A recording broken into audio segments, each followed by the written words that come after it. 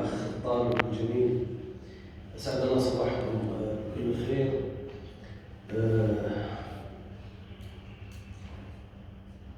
معالي الأستاذ محمد داوودي ممثل راعي هذا الحفل، دولة السيد فيصل الفايز رئيس مجلس الأعيان، معالي الأستاذ الدكتور عمرو عزت سلامة أمين عام اتحاد الجامعات العربية، أصحاب المعالي، أصحاب السعادة، ضيوف الكرام كلهم باسمه. وأعتقد المهم اليوم الطلبة، احنا جايين كلنا علشان الطلبة اللي يستحقون هذه التحية والتقدير.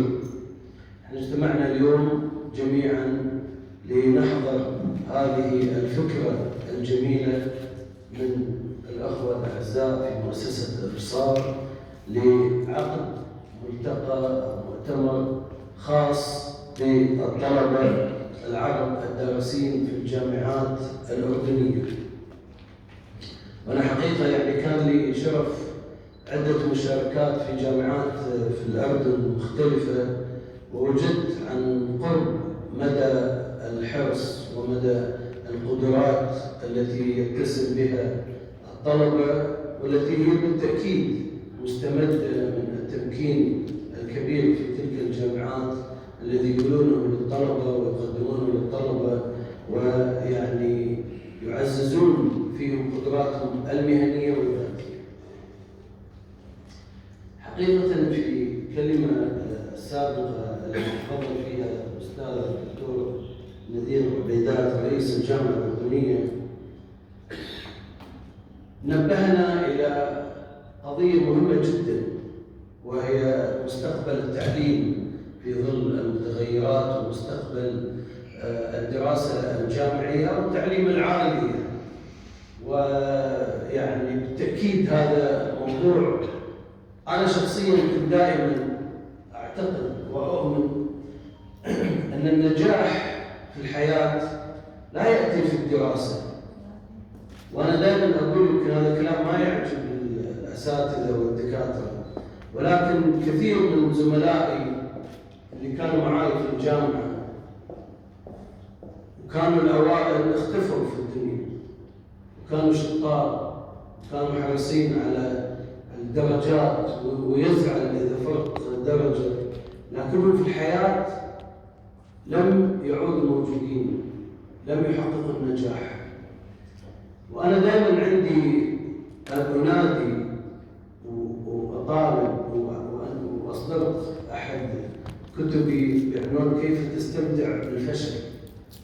إن الفشل في النهاية مش نهاية العالم وبداية الطريق. وأنا دائما أعاتب زملائنا أو المسؤولين في الدولة في الكويت على الأقل، إن لما أسمع صيغة أن الدولة دائما تجد في خطابات المسؤولين الدولة تدعم المبدعين والناجحين. لأن إذا أنا شاب مش مبدع الدولة تتخلى عني. لذلك مهام الدولة هي دعم الجميع، وبالعكس يعني يمكن معانا ساعة الأستاذ محمد كان وزير الشباب، وأنا دائما أقول لوزراء الشباب في الكويت أيضا على الأقل أو في الاجتماعات الأخرى أن أنت مهمتك هو الشاب السلبي هو المهم الأصعب، كيف تحوله إلى إيجابي وفاعل في المجتمع. المبدع والناجح والشاطر هذا كويس، بس هذا ناجح، ولكن اللي غير ناجح المحبط اللي الآن بس قاعد بالفيسبوك وتويتر يعلق وينتقد لأنه محبط، اللي حاول مرة مرتين وما نجح. إحنا هذول يجب أن أيضا يعني نوريهم اهتمام. النقطة الثانية اللي أنا أتمنى وأتمنى يعني أن تكون هنالك مبادرات في هذا الشيء، أن الطالب لا يجب أن يكتفي بأن يكون طالب، يجب أن يتعلم الحياة مثلما يتعلم دروس الجامعة أو الدروس التي يأخذها.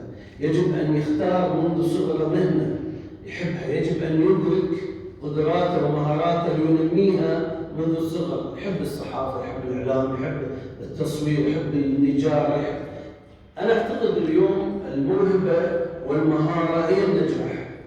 أنت ممكن تحصل على جامعة والشهادات الجامعية مهمة، ويعني أنا حرصا حصلت أيضا، ما أقول هاي الثلاثة بس، أنا لابس أكثر من شهادة. أنا خريج كلية إعلام في جامعة القاهرة، وخريج كلية القانون والحقوق في جامعة القاهرة، ودارس في الكويت في الجامعة محاسبة قبلها، يعني لأن أنا أحب العلم ولا أذكر هذا الكلام تقليلا في شأن العلم، ولكن أنا كل اللي درسته ما اشتغلت فيه. اشتغلت في الإعلام لأن أنا أحب الإعلام، وجدت موهبتي وجدت مهارتي ووجدت شغفي في الإعلام، فاتجهت للإعلام ودرست الإعلام في القاهرة على كبر وأنا كبير، لأني أحب هذا الشيء، لأن أحب الإعلام، فقررت أني أتعلمه ليس فقط في الجانب المهني أو في الحياة، ولكن أيضا أعزز هذا بالعلم والمعرفة.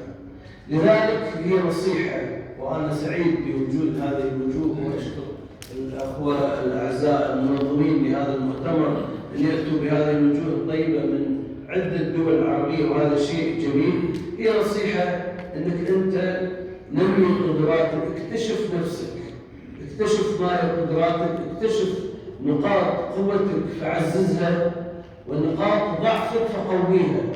لا تجعل لك نقاط ضعف وانت تكبر تزداد ضعفك فيها، لا، قويها منذ صغرك وعزز نقاط قوتك. واشكركم على هذه الفرصة، واشكر الجميع على هذه الدعوة، واتمنى لكم